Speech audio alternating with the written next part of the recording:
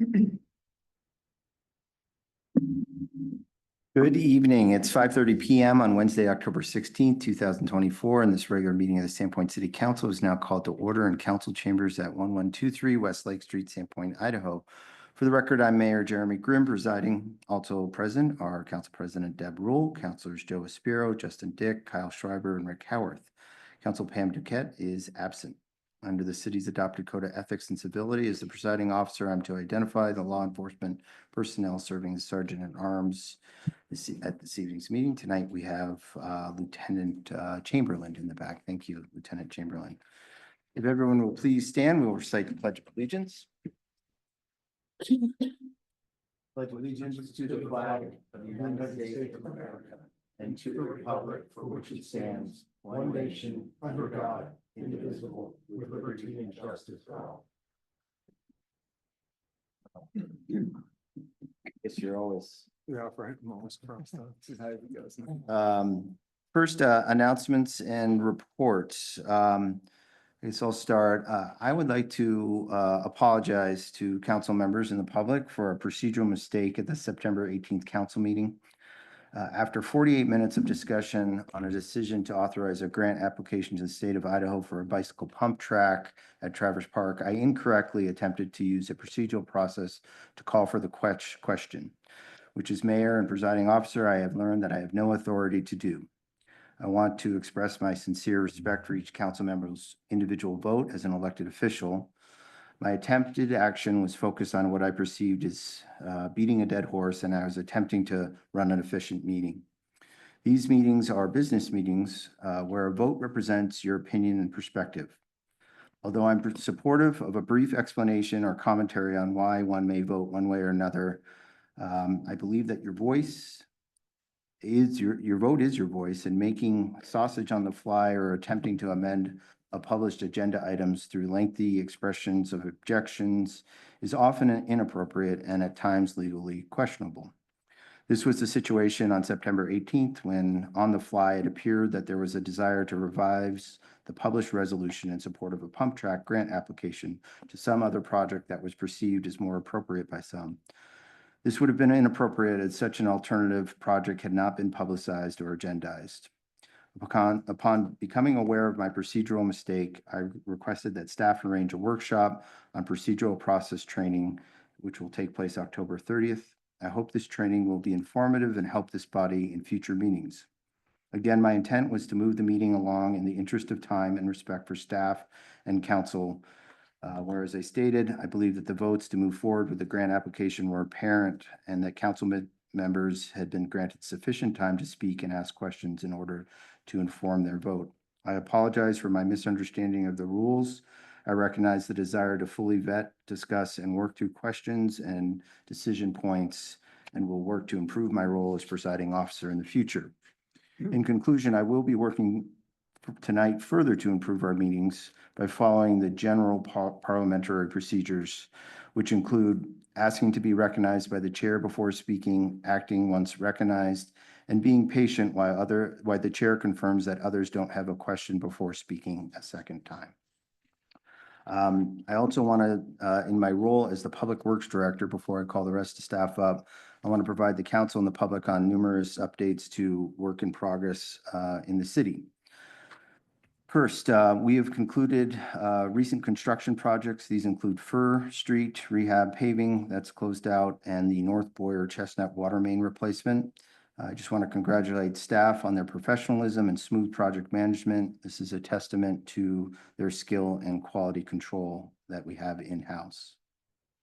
We do have a number of ongoing projects, most notably Fifth and Pine. Tomorrow, there will be a brief 15-minute closure of the highway while the light pole is installed. This is anticipated to occur between about 9:15 and 9:30, and we expect it to occur without incident. So they are moving and setting up a light pole at Pine. So bear with us on that. We do expect that project to be completed and reversion to full operation on November 1st. So we expect that whole functionality to happen very soon. Another ongoing project you'll see 4th Avenue south of Pine We will be grinding and overlaying that. We are sending out flyers to adjacent residents in the coming week. And again, that's not a long-term fix. It's just a new surface to hopefully smooth things out there for many of us. The Ruth to Boyer sewer line replacement, we expect those bids back on October 26th, and we will be moving forward on that project, weather dependent, but we do expect folks to, the winning bidder to move forward in the next couple months. We have the annual leaf pickup. Right now, it's slated for November 11th through 15th. We will be sending out details to our various channels, to the paper, website, Facebook, etc. And street crew will be doing that again, November 11th through the 15th. We have the bridge rehabilitation project, which is on the agenda tonight under consent. That work will commence once the water's down and throughout the winter. We have two lift stations, the first at Bridge Street near the Edgewater Hotel and the other at the Exxon Station. We have a pre-construction conference in the next week, and then we will be proceeding with that work throughout the winter.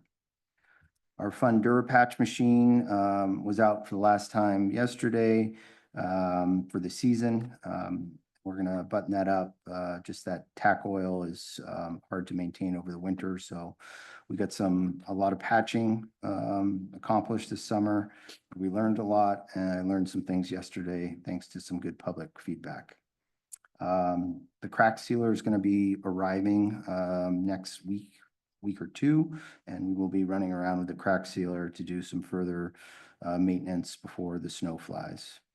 The collections crew is working on storm drains, trying to clean those basins in preparation for winter, spring snow. And we are working in preparation for informing the public on the no parking and related snow coordination, such as adopting and marking fire hydrants. The long-range projects real quickly, the wastewater treatment plant preliminary engineering work. We've been working for the last 2 months with an internal team, meeting with Keller.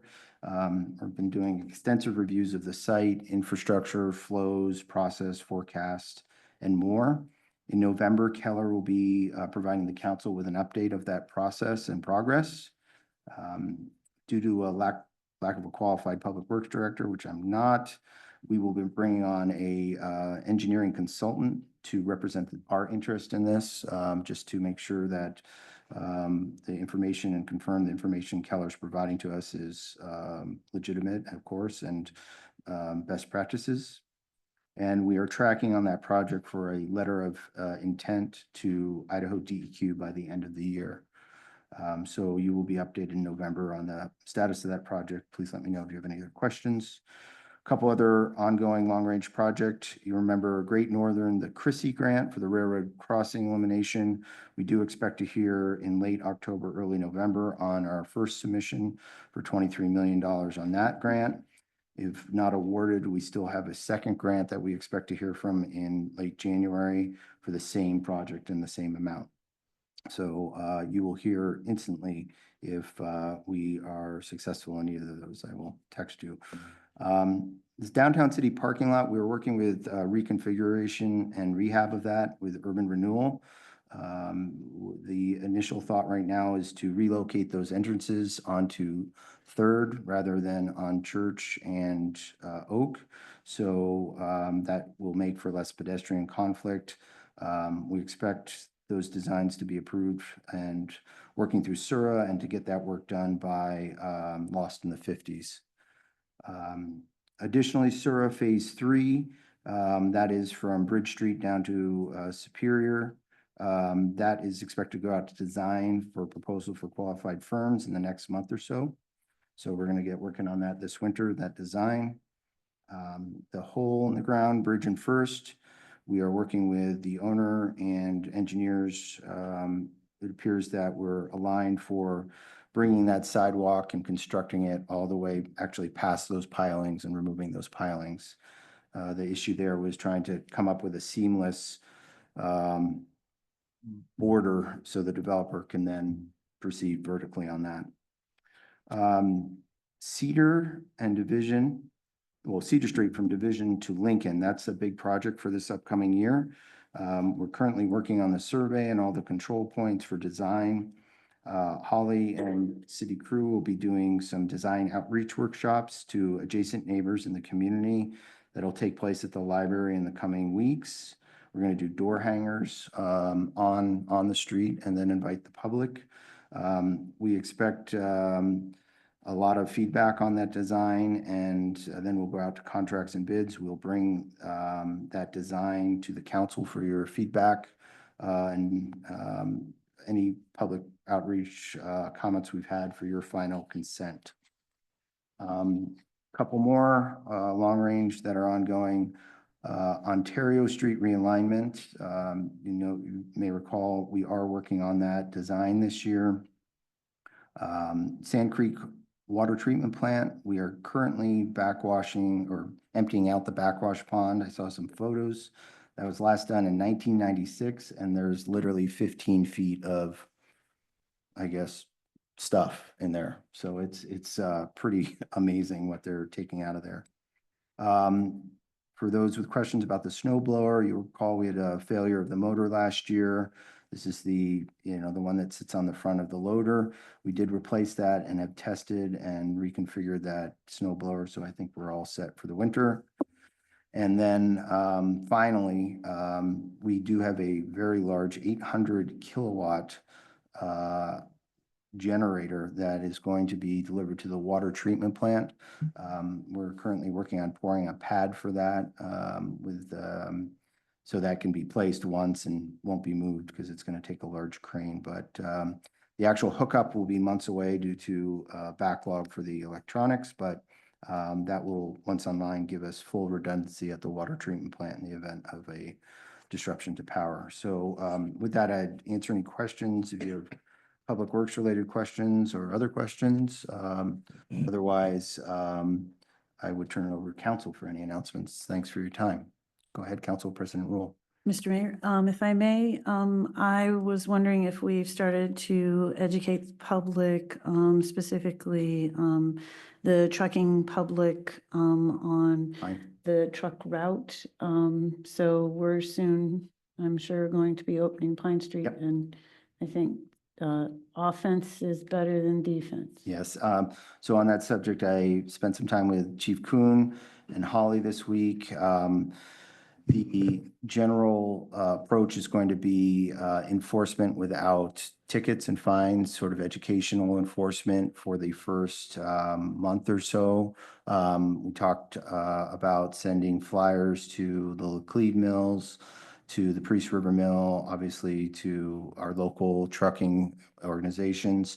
And speaking with Corey, he believes that the word will get out pretty quickly. He said he will enforce it, but again, it's going to be, hey, you're on a truck route. You're not allowed to be here. Please don't do this again before. We're not going to issue fines initially.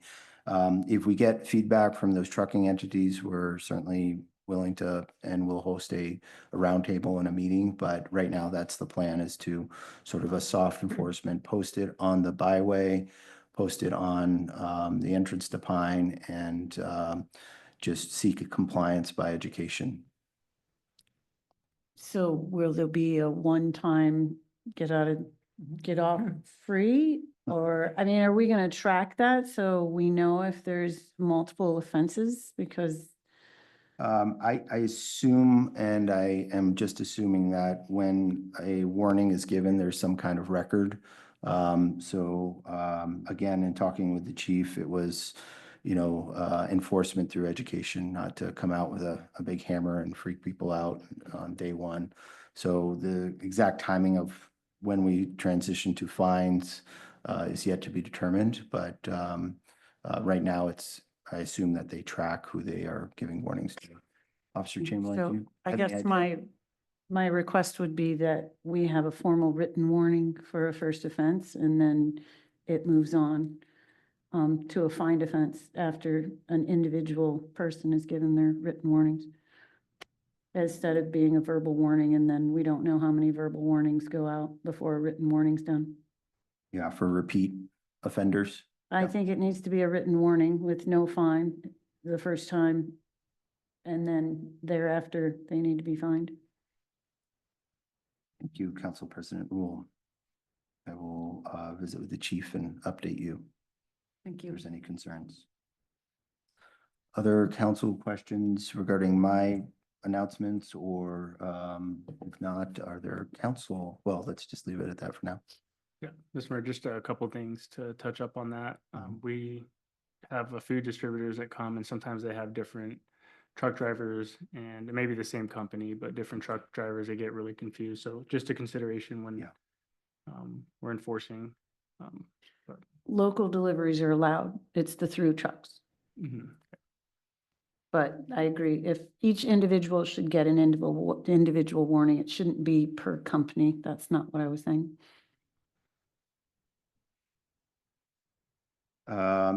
Hearing no other questions for my announcements, does council have any announcements? Mr. Mayor. Councilman Schreiber. Yeah, I wanted to update the council and anybody else on the concerns I raised last council meeting. I took the council president's advice and the mayor invited me to the table to address my concerns. And I'm happy to report that I believe we've come to an agreement on how we're going to move forward. Thanks, Councilman President. Look forward to working with you. I mean, Councilman Schreiber. Any other council announcements? Yeah, Mr. Mayor. Go ahead, Councilman Spiro. On the 9th, we had our second Parks and Rec Commission meeting. It was a good meeting. It's only our second meeting, but it looks like a bright future. A couple notable discussions we had. Talked about the usage of the Russell facility, the community room, and the court spaces on, whether for yoga, kids camp, different types of parties, movie night, senior walk program, basketball, where we bring in some hoops. So just different ideas. It's going to be a busy place, but try to get the most we can out of it without disrupting what it was designed for. So really looking forward to that. We also had Maeve come in and she educated everybody on the outdoor grant explanation and how the process works. So the more educated we are, the better we can move forward. And I'm really excited to see the future of this park. It's going to be awesome. So Jason, thanks for all your hard work, man. That's it, Mr. Mayor. It's Councilman Spiro. All right, I'll now yield the floor to staff for some quick reports from the departments. If there are any. Okay. That's you, Chief. Oh, Jason. Go ahead. Oh, sorry, go ahead, chief. All you. I was looking around, Jason's sitting there. No, it's all good. Mayor and council, how you guys doing this evening? Just wanted to report out real quick. We held our open house last Friday night for Fire Prevention Week. In 2022 and 2023, we had roughly 200 people-ish go through the event. And this last Friday, we had over 500 people go through the event. So it was a huge boost. I think changing that date from a Saturday to a Friday really worked out. So we're going to try that again next. It's kind of right there. We're going to try it next year as well. I'd like to thank Mayor and Council for basically just having our back while we were delivering our message. Thanks for letting us host it here at the station. Thanks to everybody that attended. I hope that everybody was able to get some solid education through the activities that we had. And I just want to thank a huge thanks to the crews for all their planning and execution of that event. It was an awesome job. Last thing I have is Mayor mentioned the Adopt a Hydrant fire hydrant program. We'll be ramping that up around the leaf pickup schedule. So look for that to start hitting the flyers and Facebook and all that good stuff. And Chief, just briefly, can you just, what does that entail, adopting a hydrant? People cleaning, what is it, 3 feet around it? Basically, yeah, when it snows, it's like a 3-foot circumference around the hydrant and a clear path to the street, just so it helps us get access. We have a contingency plan if we can't get to that specific hydrant that we want. We can move on to the next one or go to like a rural water supply and call in for water tenders and things like that. But it's a lot easier just to hit the hydrant you really want to hit. So we'll be out, talking with folks and helping to get that education out. Any questions for Chief Gilchrist? Thanks, Chief. Thank you. Good job on the open house. That's impressive. Okay, I'm happy Director to update council on the Traverse Park project, which is so close to being done. The Woods local contractor is on site. If you've driven past, you've noticed the parking lot is closed. I gave you a heads up on that 2 weeks ago. parking lot will remain closed through the end of next week as they completely regrade the parking lot to manage stormwater, to keep it away from the skate park, resurface and restripe. They're also doing the asphalt fire lane around the building and repaving, or actually paving what has been a gravel path for the last year around the outdoor tennis courts. So Woods is handling that. Meanwhile, another local business is doing the surfacing on the interior. They've applied 2 layers of acrylic base coat now to the courts. It's going to be a couple weeks before they can come back and do the top layers. And then the final layer will be the striping, which should occur 2 to 3 weeks from now. So that's all being coordinated with the installation of the curtains. You may recall that the inside of the facility has basically backstop curtains along the entire length on both sides so that there's a walk aisle on either side of the facility. Those curtains will go in between the base layer and the top layers of the courts being applied. They have to drive equipment in to do the curtains. So the painters said we want to come back after that has been done to do the final coat, so that we can have a nice, fresh, undriven upon surface when we open in 5 or 6 weeks. On the playground front, the front of the building, you've seen the metal slat wall has been completed. That's only the first, what would we call it, layer of veneer on the front. Starting tomorrow, actually, our parks maintenance crews is going to be on site for 2 days to apply the fireproof coating to the $10,000 worth of lumber donated from Idaho Forest Group. Once those layers have been applied and that material is dried, the Gino crew will basically apply all the wood slats to the front of that building. So within a couple weeks, the wood slats will be in and the building will be unrecognizable. It will look very cool with the black powder coated steel and the wood slat wall. We're also going to have the wood underside to the canopy applied at the same time as the wood slat wall, and then the final level of the canopy will go on top of that. So the building's really going to start taking its final curb appeal in the next couple weeks. On the playground front, all the equipment arrives this week. By the end of this week, we're going to have like 7 amazing playground equipment pieces arriving on big trucks, and those are going to be staged. And the crew there's actually a professional playground installation crew that's coming to the site to do that installation. So they'll be putting the footers in, and over the next 3 weeks or so, you'll see that playground equipment start to pop up.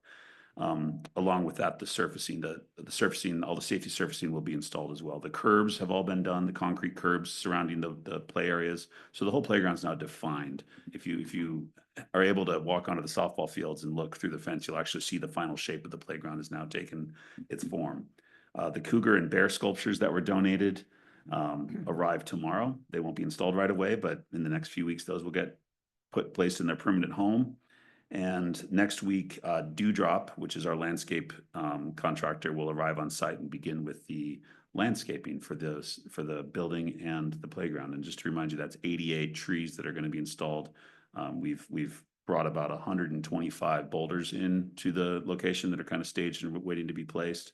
And the landscaping firm will do all of that work.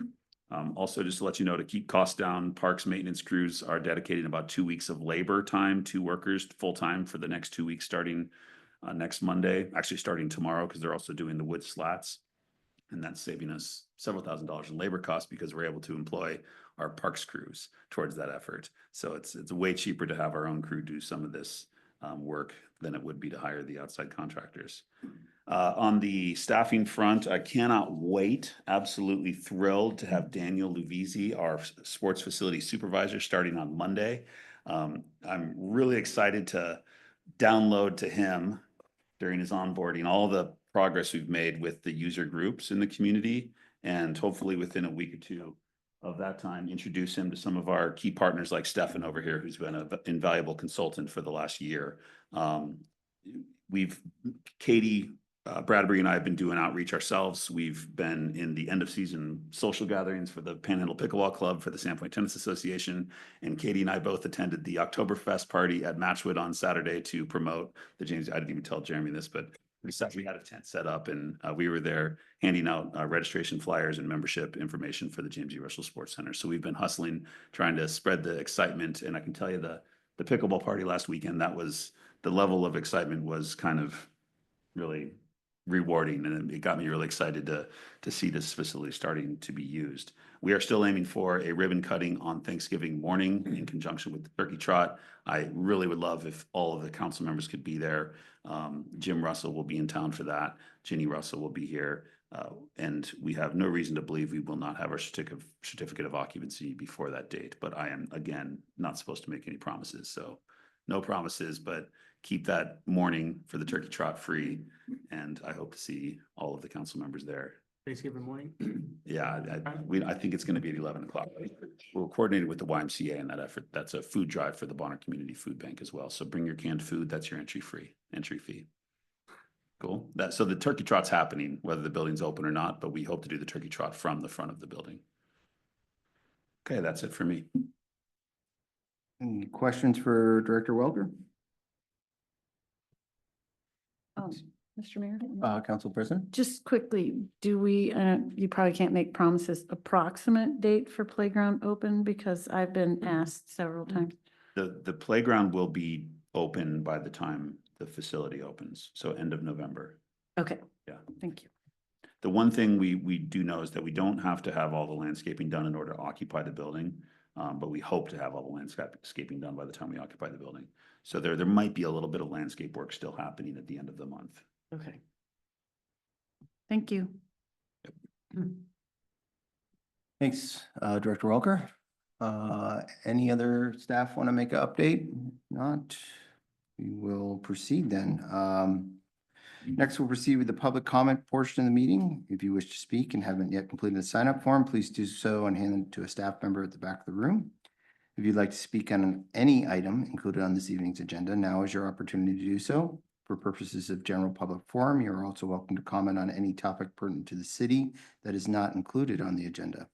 Those attending remotely who wish to speak, you may raise your hand on Zoom at this time. I'd like to make everyone aware, the city does have a policy on public meeting decorum. The rules are posted here in the chambers at the entrance doors. In summary, I'd ask that everyone please be pleasant, respectful, not make derogatory statements about others, including city staff, not be boisterous and disruptive, no calling out, clapping, holding up signs, etc. Please note that council cannot take testimony on any planning related matter outside of an official public hearing. Public comment time is for comments only, no questions or debate. You're welcome to contact me during regular business hours if you have any questions or concerns. Again, this is your opportunity to speak on any item on the agenda or on any item of a general nature relevant to the city of Sandpoint. This is the only public comment that will be offered this evening. When it is your turn to speak, please state your name, whether you reside in Sandpoint city limits. Each speaker will have up to 3 minutes. With that, Madam Clerk, has anyone signed up to speak during the public comment time? Yes, Mr. Mayor. Jackie Crossingham.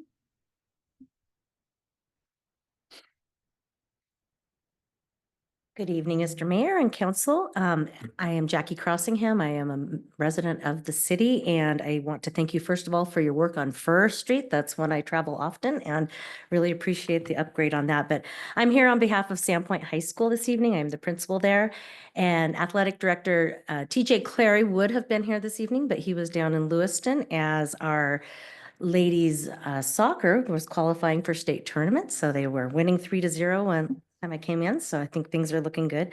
But this is regarding your discussion this evening about adopting sponsorship and advertising policy. And this is a statement that TJ Clary prepared.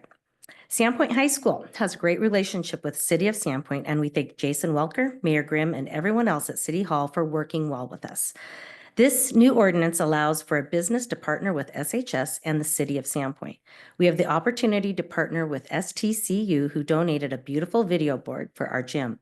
They are also willing to donate $35,000 if we can post a sign on the scoreboard at Memorial Field, which we paid for. With this opportunity, we plan to take some of the funds and install a baseball and softball scoreboard at Memorial Field, which will benefit hundreds of kids every year. There has been a plan from the beginning that we are going to see to fruition, and this construction of the scoreboard, but this hasn't had any funding up until this point. With this new ordinance, we can pay for the entire installation of the scoreboard. This new ordinance will also allow the city to generate large funds to help with projects in city parks. People have money which we believe they want to use to help support our youth and Sandpoint. This is an opportunity to improve facilities around town, which will benefit everyone. This ordinance allows the city to regulate what is allowed so we can still protect and beautify our parks while generating funds to continue to improve them. Thank you for your consideration. Thank you, Ms. Cressingham.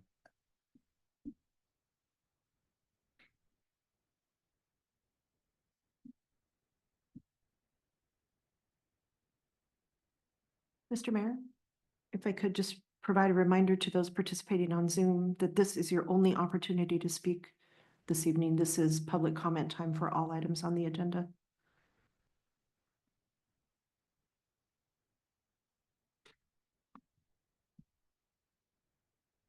It appears that that is all who wish to speak during public comment time this evening, Mr. Mayor. Thank you, Madam Clerk. That will conclude the public comment portion of this evening's meeting. We'll now move on to consent calendar. For the record, the total amount of bills is $2,013,350.18, reflecting $1,274,846.11 for regular payables and $738,504.07 for payroll. Council, are there any questions or any items you wish to remove from the consent calendar? Mr. Mayor? Council President Rule. I just had a comment. I would like to thank Holly for doing a great job in answering my question. There were some large discrepancies in the bids for the contract to Stewart Contracting, and she did a lot of due diligence to explain to me and show me that it wasn't going to be a problem in the future. So I just wanted to compliment her on her detailed work. Thank you, Council President Rule. Any other questions or items that the council wishes to move from the consent calendar? With that, I would entertain a motion to approve the consent calendar. So moved. Second. Moved by Dick, second by Rule. This will be a roll call vote. Counselor Dick, Yes. Counselor Rule, Yes. Counselor Sprow, Yes. Counselor Schreiber, Yes. Counselor Howard. Yes. Mr. Mayor, motion passes. Thank you, Madam Clerk. Next, moving on to new business. This is a resolution, item 5, proposing to adopt sponsorship advertising policy for the city. I now yield the floor to Community Planning and Development Director Jason Welker, and I just want to thank legal and Jason for pursuing this and really working hard on it to make sure that we are defensible in this action and we have the ability to both proceed and address either knowable or unknowable issues that could come up in the future with opening us up to advertisement. Yeah. Or sponsorship. Thanks, Mr. Mayor. Yeah, we were back a few months ago. We came to you with a proposal to actually amend our sign code to allow for off-site advertising, which is kind of what sponsorship is. Through conversations with the mayor and with legal and actually with our new city planner, Bill Dean, who joined around that same time, it was determined that a better option for the city was not to open up our convoluted city code, but to just adopt a sponsorship policy. And this is something that we haven't had, at least in modern times at the city. Many cities do have sponsorship policies. This is not uncommon. So this was modeled after the sponsorship policies from some other cities. Bill Dean actually helped us draft this, so I really want to thank him as well. And I want to thank Maeve for doing the staff report. Maeve dove into Maeve dove into several of our master plans, which mention the possibility of adopting a sponsorship policy in order to support exactly what we're aiming to support through this policy. So I think you've all had a chance to read it. I love how simple it is. Actually, it's only 2.5 page policy. That's my favorite kind of policy. It doesn't take half a day to read and understand. So I will just let you ask any questions you may have. And yeah, we'll see how it goes. We've got a great staff report from Maeve, and we've got a very simple policy for you. So if you have any questions, feel free to ask them. Thanks, Director Welker. Any questions for Director Welker regarding this item? Mr. Mayor. Councilman Schreiber. Yeah, first off, I think great job to staff for moving this forward. It is something that we need regardless. It was something that wasn't even on my radar. And so now the more I think about it, the more I think that we were kind of leaving ourselves out in the open by not having one. My entire concerns, I think is probably appropriate for legal, is obviously there have been other cities that have gotten themselves into trouble in this realm. I think the New York MTA has been sued several times over who they've allowed to advertise and more importantly, who they haven't. So can you speak to how this has been crafted to address those? Certainly. So I did research the various circuits on this, and there's actually a circuit split on this, which is kind of interesting. And then the Ninth Circuit has more favorable law than, I guess I can't speak to New York Circuit, than several of the other circuits, certainly the Fourth Circuit. In any event, advertising, and even when it's municipal advertising, provide this, it's non-public forum speech. And I don't know if you recall from a previous memorandum that I provided, there's limited public forum and there's public forum. Non-public forum is the lowest level of protected speech as far as the government is concerned, which means that it's the government restrictions just need to be rationally related to a reasonable government interest. Again, that's the lowest level of protection or excuse me, scrutiny. What that means is that the restrictions, and I do believe that this policy meets them. They need to be content neutral, and they can't be arbitrary or capricious, and they need to be reasonable. And those are the only requirements. And I do think that this policy satisfies that. Excellent. Thank you. Any other council questions regarding item 5? Mr. Mayor? Go ahead, Council President Rule. Maybe I missed it, but I was just wondering about size of advertisement relative to placement. If you could maybe give me some more input. There was some discussion internally about things like ratio of letters to the overall sign. The challenge, and I talked about this with Zach, is like, there's not really a one size fits all solution to that. Oftentimes what sponsors are asking for is literally just a banner with their logo on it. So something like a scoreboard, for example, you know, the scoreboard's 15 feet by 4 feet or whatever. There's an appropriate like ratio. We can't have a sponsor sign that's bigger than the scoreboard or even maybe more than 20% the size of the scoreboard. But then other things like the curtain behind a tennis court, like we discussed earlier, what is that, 270 feet long? Like what's the ratio? We aren't gonna have a banner that stretches the entire length of the sports center, but we might want to put a sponsor banner that's 3 by 6 feet or something on there. So it's there might be a trail that there's a sponsor that wants to support a trail on city property or something. That trail sign might only be 3.5 by 3.5 inches or something. So to come up with a one size fits all spec sheet for dimensions, we did have a version of this that said something like sponsored logos shall be no more than 20% the size of a sign. But honestly, a lot of the sponsors they're not putting anything on a sign. They just need a banner with their logo on it hanging on a backstop at a ball field or something. So what's the sign we're comparing it to? So we kind of went back and forth and we decided there wasn't a one size fits all solution there. So we just decided to kind of pull the attempt to describe dimensions or sizes out of this policy. And that's why we have an advertising, what do we call it? The advertising standards committee that's going to be an internal committee of staff that reviews any signage that is proposed in an advertising agreement for appropriateness. So it's going to be subjective ultimately. We're going to have to make decisions on the staff team to, you know, if the sponsor says I want an 80-foot banner stretching across the Memorial Field grandstands, probably not going to apply, right? Okay, all right. No, we don't have a size standard. It was just too hard to come up with a standard that applied to all different scenarios. Okay, I just wanted a little more clarification, I guess, on how we were going to handle that. So that suits me. Thank you. Mr. Mayor, Go ahead, Councilman Howarth. thank you. As I look at this, I think about risk and reward. So the reward we would get is additional revenue. What do you anticipate the revenue potential if we implement this policy? And then the counter to that is, what are the risks? And we talked a little bit about legal risk. Are there other risks that we could face? Well, any sponsorship agreement is going to require a contract. So there will be a term during which the sponsorship is you know, allowed to be in place. We don't have a catalog at this point of like what kind of sponsorship opportunities we'll offer the community, but you can see that under the section titled, where did it go? Sponsorship applications. We envision a couple of, and when Katie, our recreation superintendent, provided some examples from cities she's worked in before, of basically sponsorship catalogs where there's city sponsor or city events or recreation division department programs. And for anywhere from $500 to $12,000, there's sponsorship levels. Basically, you can be the title sponsor for a after school program or something, and this is what you get in return. It's going to be your logo will be on our registration page on the website.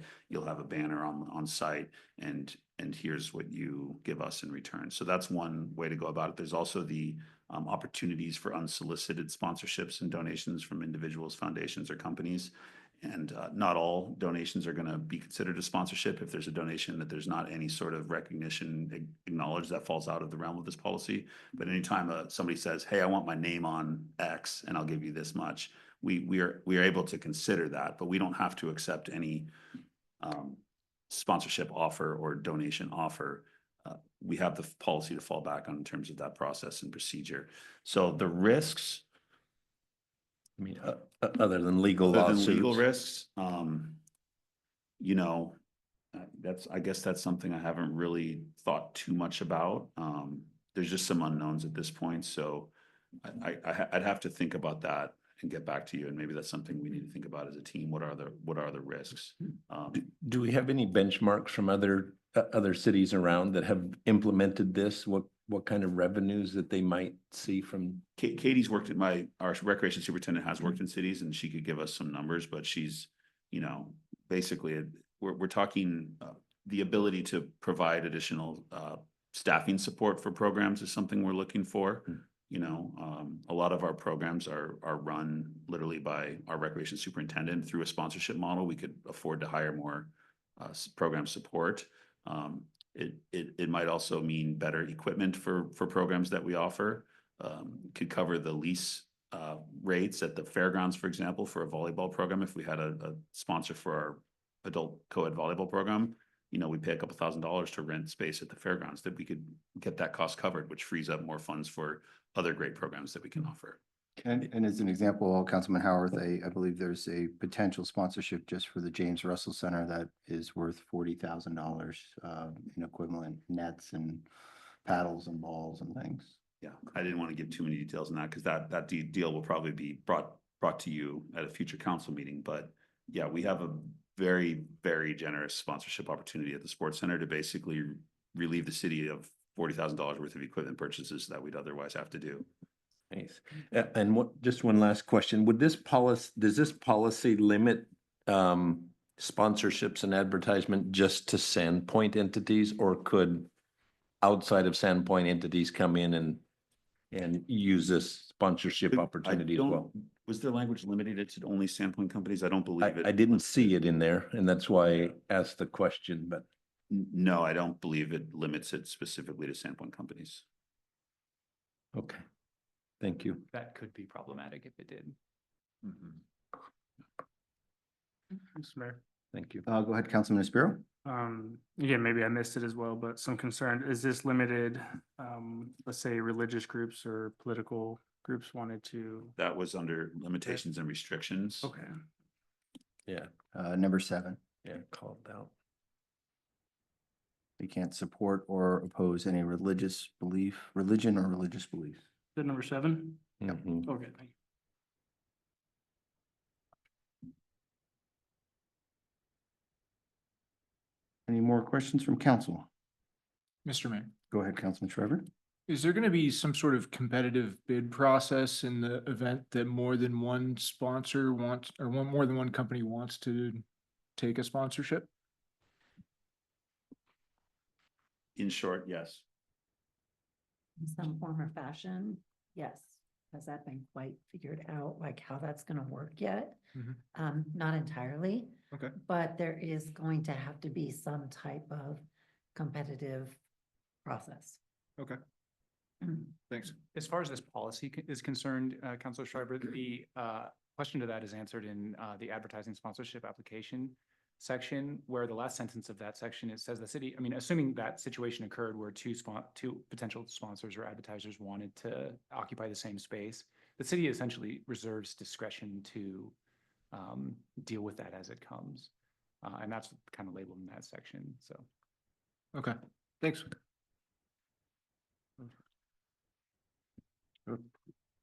All right, I would entertain a motion to approve the City of Sandpoint sponsorship and advertising policy. There are no other questions. So moved. Second. Moved by Rule, second by, I heard Aspiro. This will be a roll call vote. Counselor Schreiber, Yes. Counselor Rule, Yes. Counselor Sprow, Yes. Counselor Howard, Yes. Counselor Dick. Yes. Mr. Mayor, motion passes. Thank you, Madam Clerk. Next, council will consider item 6, approval of employee benefit renewals. And I will yield the floor to Central Service Director Cheryl Hughes to get us started. No.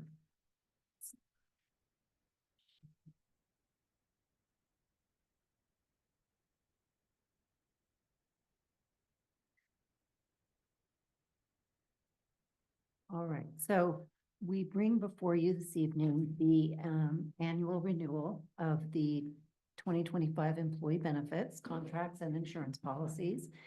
And we're also asking to authorize release of medical premium stabilization reserve funds. And let me. Oh, my computer doesn't behave, but here we go. So the annual renewals have come through. We had no change in Delta Dental. The premiums and the rates remain the same. So that is not being altered in any way.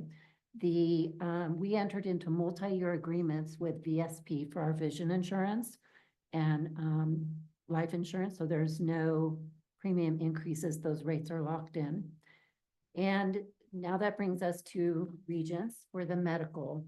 And the medical saw a significant increase.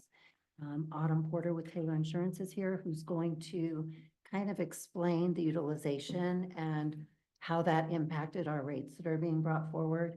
We were initially given an increase on paper of 41.79%.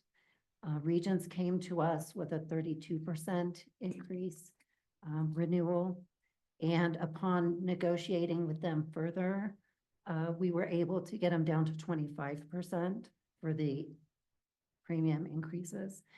And then with the 25%, now we're also asking to authorize the release of the medical premium stabilization reserves that was established in 2022, specifically for a year such as this that saw such a significant increase in rates. It is directly tied to utilization. And if we use the reserve funds, that will lower the increase to an 18.125%. That is for the employee rates and as well the city. In the staff report, it did show that the city budgeted 10% for employee medical increase. However, it was actually 15%, which means then there's only a 3% difference from what was budgeted to the increase. Also, I would mention that the city, because they pay for the employee portion of the premiums in the plans, except the buy-up plan, and then they pay the majority of the employee premium of the buy-up plan as well. The city basically covers 85% of the medical premiums that are paid, and employee portion is about 14.8%. So with that, before Autumn does her presentation to kind of explain the utilization, the EAP was taken out of Regions, and we are going with a different company. We would like to go with a different company, BPA, which has an expanded network, which will provide a better benefit to the employees who want to utilize the employee assistance program. And that is no cost to employees. And the cost for the city is the same as if it was still with Regents. So we are wanting to do that as well.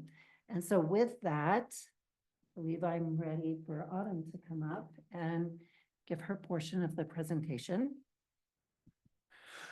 Good evening, Ms. Porter. Good evening, Mayor and Council. Thanks for having me here tonight. It's a challenging year. We have some things, I'd like to go over some historical information that has occurred with the city of Sandpoint as it relates to the Regions Blue Shield plan and medical increases throughout the course of the year. One item that Sarah and Cheryl thought would be important is how do we get to these renewal numbers and increases? So I'd like to just give a high level of what goes into these renewal calculations. Obviously, the first thing that an underwriting team looks at is what is a group's age and demographics, right? Gender and age makes a big impact. Your average employee age right now is 44. During conversation with underwriting, we learned that perhaps the city has hired some more younger childbearing age women, which is not ideal as it relates to costs and potential utilization with an insurance company. So we definitely look at age gender mix and how that changes year after year.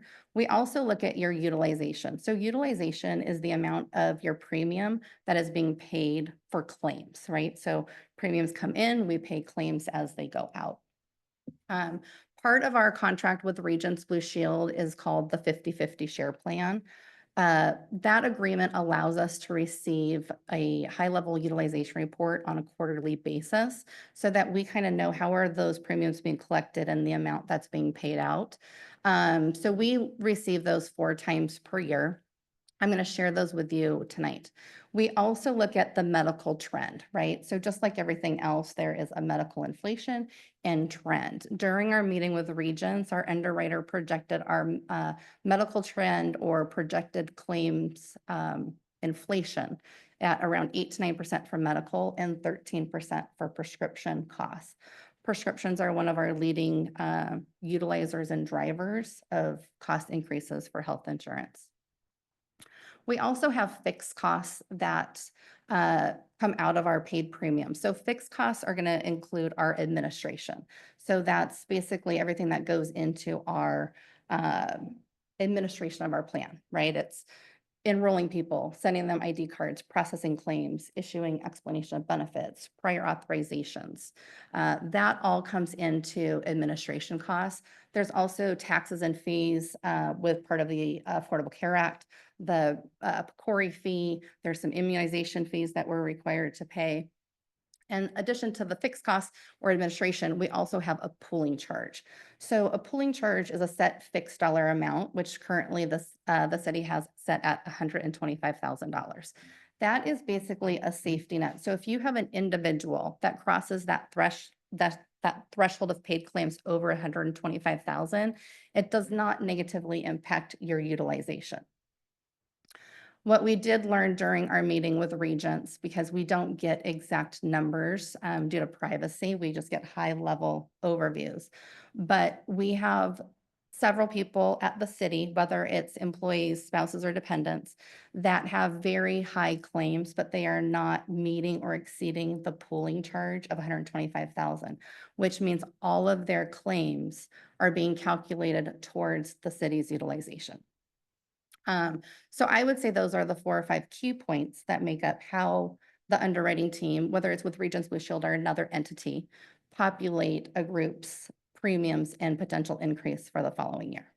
Any questions on those points before I share with you some utilization reports? Council members? I do have a question. Sure. Can you, we heard earlier from Cheryl that vision is not increasing, dental is not increasing. Right.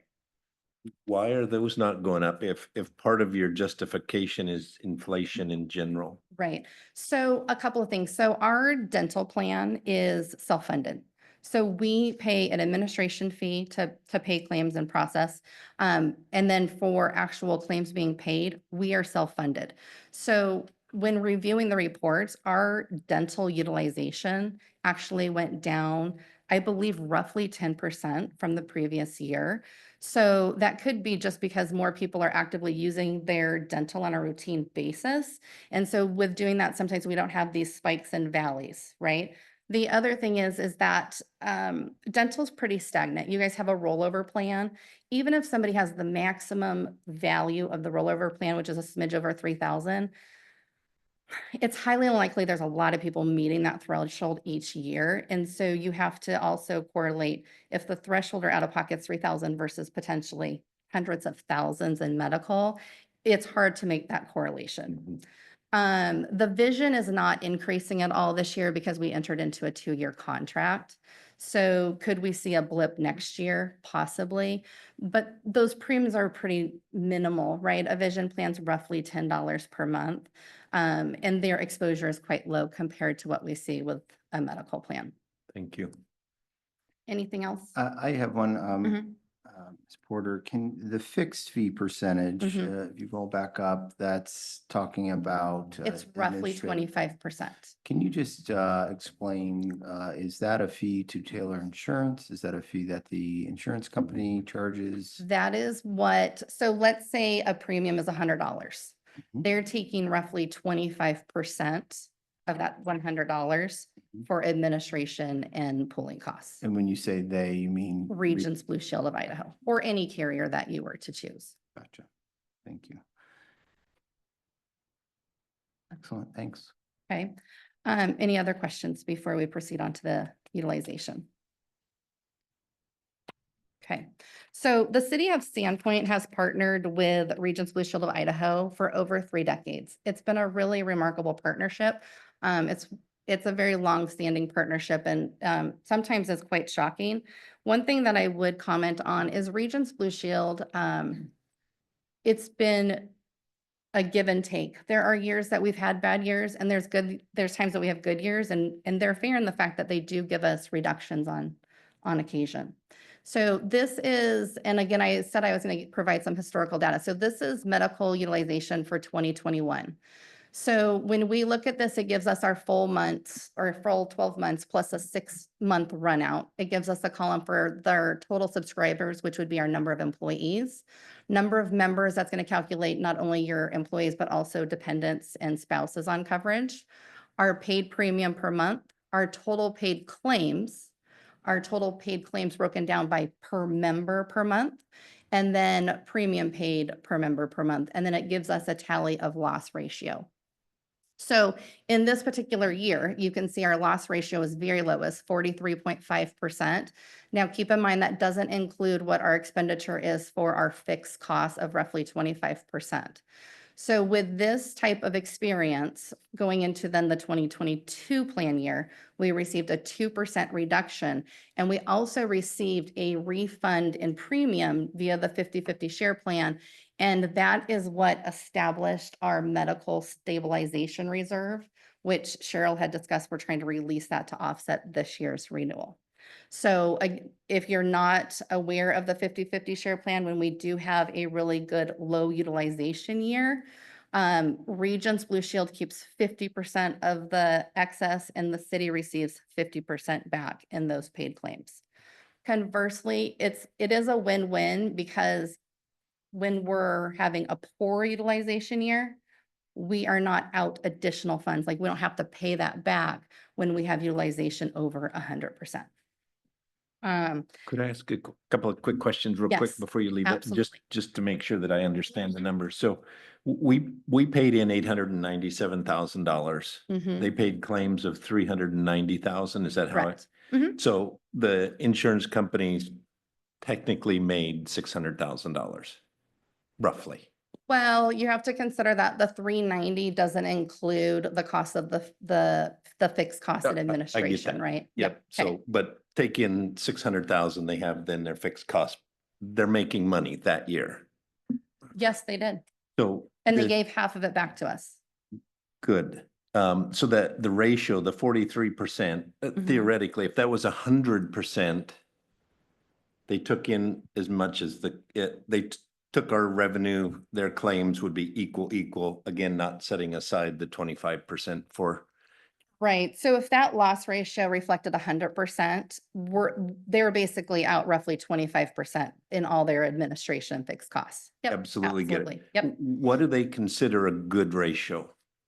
Well, if we just factor in a roughly 25% in fixed costs, we always want this loss ratio to be under 75. around 70%. When it's around 70%, there is an opportunity potential potentially to receive a refund. But once it start creeping up to 75, 78, we know we're over that 100% threshold. And so basically it's kind of a wash. It's a wash to the city and it's a wash to the carrier. Okay. Okay. But when you're looking at that 100%, you're going to be getting an increase, right? Because then we're talking about the trend and incurred but not reported claims. And so this was an exceptional year. And so fortunately, that's why we got that refund. And do you think 2% refund was enough, given the goodness that they got out of that year? Well, I'll tell you, if we go look to the next page here real quick, right? Because what we don't know is, what do they have on the books? What claims have they received with certain diagnoses? Okay. We have a potential loss for, right? Got it. So if we look at the next year, which we did take that 2% reduction, this particular year, our utilization or loss ratio was at 71.4%. So if we tack on that, utilize the fixed costs, we're just almost about at 100%. Mhm. So then moving into 2023, they provided us with a 4% increase. If- So before you go there, Mhm. why would they go justify an increase if they didn't lose any money that year? Because there's always going to be trend increases. Nothing stays stable, whether the cost of a mammogram goes up or prescription costs, or maybe we had an influx of individuals on insulin or, they have data where they are trying to project what our future year looks like. Okay. And I really feel like they've done pretty well, because if we do go to the next year, our loss ratio is at 82.8, putting us at around 106, 107%, which means they lost money on us. Okay. Last year at this time, Regents Blue Shield of Idaho proposed a 16% increase to us. Working with Ms. Stapleton, who was our former administrator, we whittled that increase down to 8.5%, which was, it's great, right? We cut it in half. However, what's happened now is that we have slightly underfunded our plan at 8.5%. So now when we go into our year to date, which we haven't gotten the third quarter report in utilization for our 2024 year, but you're going to see a significant spike in the months of April and May. So halfway through the year, we're at 112.2% of just paid claims, right? So again, we add in those fixed costs, projected claims moving forward. As Cheryl indicated, when they penciled it out, which is a pretty long spreadsheet that they went over with us, with a partnership of over 30 years, they came out and said, we're penciled at 41.79. We're going to offer you one at 32.5. And then I kind of nitpicked a little bit on what our pooling costs were, some of the fixed costs. We whittled that down a little bit more and we got it to 25%. There is something to be said for not whittling it down too much, because if we keep whittling, then the fact of the matter is we're severely then underfunded the following year. And then we're looking at even a more significant increase. Quite frankly, at 25% based on this loss ratio, I think it's warranted. Would I be much happier if I was here saying, hey, we're at a 6, 7, or 8? Absolutely. But it is unique in the fact that this is sponsoring your members. We're not paying for members at another place of employment. It's strictly utilization here at the city. You offer benefits to your staff for the exact reason. If they have a sickness or illness or accident, it's here to cover those particular costs. We don't have anybody meeting the pooling charge. So again, all of our claims are being calculated to the total loss ratio. I do anticipate receiving our third quarter utilization probably in about the next 7 to 10 days. However, many of the claims that they were speaking of did not seem like they were ending. There was ongoing treatment that was going to be sustained. So unfortunately, with what we've been facing over the last few years and this continuous trend going upwards, you are facing the 25%. It's a smidge less with the carve out of the EAP. We have had communication with Sarah and Cheryl about perhaps going out to bid to other vendors next year Do you want me to speak of that or do you want to? I'll Talk about kind of that. speak on that. Okay. So part of that compensation and classification study that was approved in budget, we were able to add a benefit study to that because the cost was lower than what we had budgeted. So we have a pretty significant savings in what that study is going to cost versus what we budgeted. So we felt it would be good to include a benefit evaluation as part of that study to really evaluate the strength of our benefits that we have to the employees. And then part of that is also for next year, we want to go look and make sure that we were in the right plan, that the value to the employees, the city, the taxpayers is all, that it all makes sense. So the plan next year with the help of Taylor Insurance is to look at other potential options for medical. And I just have a question in terms of timing. I mean, we start the budget in March, April, May, adopt it throughout the summer. Is there an opportunity to get ahead of this a little bit in future years? Or is this just the calendar that the companies work on in terms of year end and whatnot? So interestingly enough, the city used to actually renew October 1st of every year. And approximately in 2019, I believe, it was requested that we move to a calendar year contract. So at the time, that was what was requested. So we moved to that. And just to let you know, so that was in 2019. And I apologize, your renewal was June of each year. Mhm. So in June of 2019, we entered into a 19-month contract with Regents Blue Shield to move it forward to a calendar year renewal process. And So does that have advantages in terms of your deductibles, they reset at the calendar year versus? I think it's Right. easier for employees to track, right? Everything changes January 1st, your deductible, your out-of-pocket resets.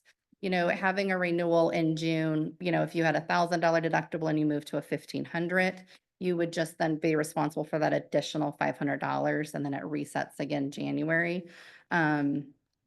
The thinking also behind that was COLAs are normally at the beginning of the year. So if there is a increase, then the COLAs can offset that. So that was also a discussion that we had with council at the time when that was several years ago was decided. Mr. Mayor, Go ahead, Councilman Dick. maybe a question for Sarah and Cheryl here. So the medical premium stabilization reserve funds, those were specifically the 50-50 split at $75,000. There was nothing that we budgeted for from the city to put in there. That was all the 50-50 split back in 2022. Correct. So those funds are completely gone then, right? If you guys If we agree with approve that, it tonight, right? yes. So then would we going into 2025 budget season then anticipate funding that during budget season as well? Because what we're looking at right now is the loss ratio at 112%. I think we can probably safely assume we're going to be higher than 80% by the end of the year. That was funded with the savings that we got from that. So I wouldn't suggest if we get another one of those, that's what would go back into that fund. Specifically, But but we would budget for that next year. we would correct? put that in as, okay. Correct. In the past several years, we budgeted 10%. This last year, we actually budgeted 15%, knowing utilization might be a little higher. Sure. Next year, we would probably know that we're gonna have to offset that roughly 8% that we've used with the utilization. That will now be for sure probably in our premiums and then an additional increase. So it will be really, and then also with looking at other insurance companies, it's gonna be an interesting budgeting prediction or, year for that. All right, thank you. And we only get these reports quarterly, right? So when we had it 3 months in, it was looking pretty good. And then all of a sudden we had these big spikes, right? And so I received this report. It was around the same time ISIS was leaving and Cheryl and I met. So it was around the first week of August. And I said, this needs to be on your radar Mhm. because we were been at around a 60% loss ratio and now it's doubled in just 3 months. So, it would be nice if we received these monthly versus quarterly just for better predictability of our increase. But quarterly is the most we'll do. I did request that Regions perhaps release our renewal on August the 1st instead of September the 1st. We got it around September the 10th. They were a bit tardy in releasing it. That would help get us ahead of the game a little bit. But we can certainly start the quoting process earlier. We could start that, July. That's a smidge early for a January renewal, but it would also, again, get us ahead of the game a bit. Ms. Porter, I assume you represent other entities and organizations in Mhm. this same thing. Is this a outlier? I know it's utilization based, but Mhm. I mean, obviously, these kinds of increases appear pretty unsustainable. What are you seeing in other groups? What are they doing to address this? Are they pivoting to lower tier level insurance? Are they Mhm. asking employees to contribute more? Are they? So being that you are a government entity, instead of a private sector, it's widely different. I do service other municipalities in our area, but they're much smaller than the city, right? I have some municipalities that offer as low as a $500 deductible, and I have some that offer up to a $5,000. So it is budget restrictive, even when you're in the public versus private sector. Um, I would say that most entities, again, you're different because you're a public entity, but in the private sector world, most of the time employers pay 100% towards the employee's cost, but pay little, mostly nothing towards dependents. So you are providing a really rich benefit. Your pharmacy plan is off the charts, one of the best ones, I would say, in the 5 northern counties. Most plans have moved to a 6-tier drug program. That's pretty much the norm. And most of those 6-tier programs are based on a percentage versus a flat dollar amount. So your plan is great in the fact that when someone goes to the pharmacy, yes, it could be a generic and the cash price could be less than the generic copay. But when somebody's taking a more expensive brand or specialty drug, it's a copay, it's not a percentage. When you get into those percentage values, it can be quite significant to your staff and dependents. So certainly, if looking at tweaks, I guess, to the plan design, again, pharmacy is one of our leading causes of increases. So looking at moving to a 6-tier program could be beneficial. Raising the max amount of pocket would be probably the least, it would affect the least amount because most people don't meet an out-of-pocket maximum. Quite frankly, in your year to date right now, you've had 9 members of roughly 200 have met their out-of-pocket this year, so it's significantly low. Last year, you had 11 members meet their out-of-pocket, again, quite low, about 5%. And then you move into what you can do with deductibles, but benefits in most, for consideration purposes, it's huge for recruitment and retention, sometimes equal to compensation as well. So changing them significantly can have an impact in regards to recruitment and retention purposes. And I think that'll also, when we do that comp class and benefit study, they're going to be analyzing our benefits and they're going to be comparing our benefits with other similar entities, right? The government, and they'll stay within our region as well. So I think that's gonna help really see where are we in comparison to other like organizations. And I just have another question, more of a reminder. So with the medical stabilization release of this total increase, the city still is going to have to come up with what amount? And then it's basically going to eat up the COLA from the employees' contribution side. Is that? Not Correct. because the COLA is on the full wages. Yep. So that's not, so the the city covers 100% of the employee cost, and then we cover 67% of the the non-employee costs, so all the dependents and spouses and whatnot, and then the employee covers 33%. So when you net that all out, that's the city has covered about 85% of total medical cost, with the employee covering the remaining 15%. And then for your question, I guess the nut on the remainder the remainder amount of, sorry, that we're gonna have to find in the budget. so no, so we budgeted 15%, so it really leaves about 3%. So we're in like, I guess, day 16 of of this new year. We have a lot of months. My suggestion is after the first quarter, is kind of look, a lot of times where we find the budget savings for this is open positions. That and then also too, when we do budgeting, if there is an open position, we always budget at the at a family rate, where not everyone is a family rate. So sometimes you do find budget savings from that alone. So I will probably do an analysis in the next month or two to see kind of where we're at, and that extra 3%, we're looking at like $20,000. So it's not a significant when you're talking a large budget, and then we're also over multiple funds as well. So. And the employee increase is, premium increase is the 18%. Yes. I know it's different for each package. You have a ballpark of what that dollar amount is per pay So period? just for example, I can use this one, the employee spouse, one child on the buy-up plan is roughly going up about $85 a month. That one. And you know, so it really depends on the plan, whether you have HSA, the traditional, or the buy-up. And then on top of that, is it just employee plus child? Is it employee spouse child? So just, you know, so that also impacts it. I do have a sheet here that I attached that shows the different plans and what the cost is to the employee monthly and per pay period.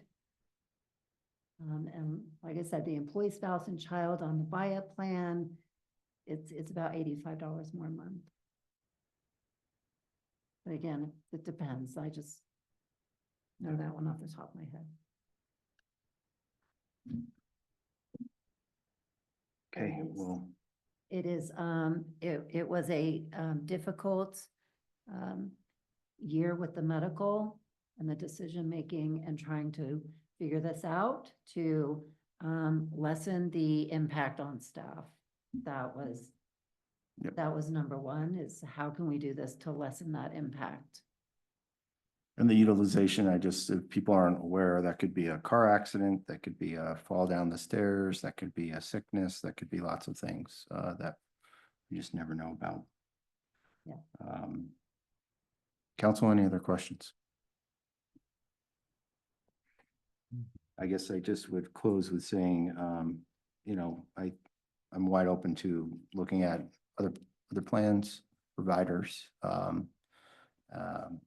Ideally not restricting or reducing benefits, but I think, and again, to be clear, we did not shop around this year. We just went directly with. That is correct. Regents. Okay.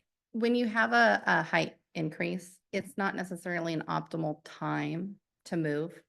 We call it kind of the honeymoon rate, right? They can sweeten the pot and the next year whammo. Yep. And then you're in a bigger deficit than you already are in.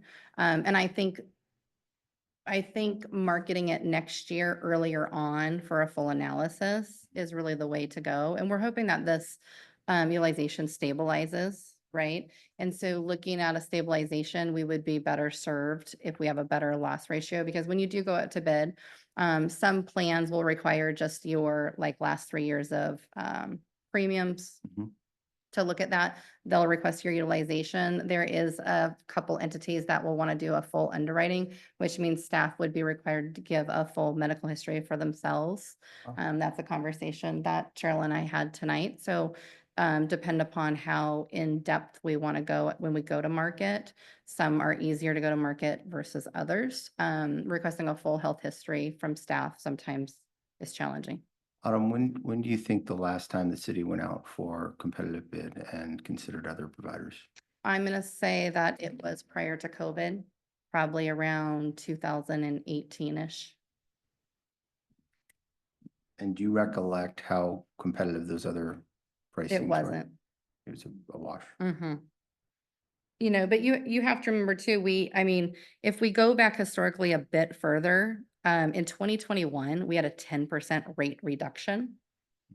In 2019, we entered a 19-month contract with a minimal increase of 6%. So to take, you know, if you say that was roughly 3% each year, that was minimal. So when we look across the board on where we've been since 2019 to now, Mhm. in my opinion, it hasn't really warranted a full in-depth market.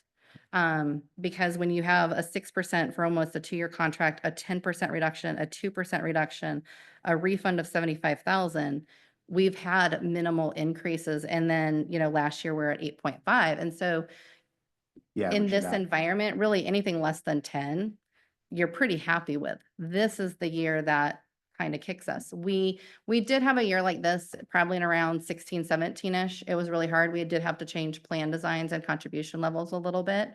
But historically speaking, your plan has performed incredibly well over the past 7, 8 years. It's just that this year, with how late we got the utilization that hit the books, it came to us as a little bit of a surprise late in the game, because if we're at, again, 60-some% in the first quarter, and then in the second quarter, it's doubled, it's like, oh, wow, Mhm.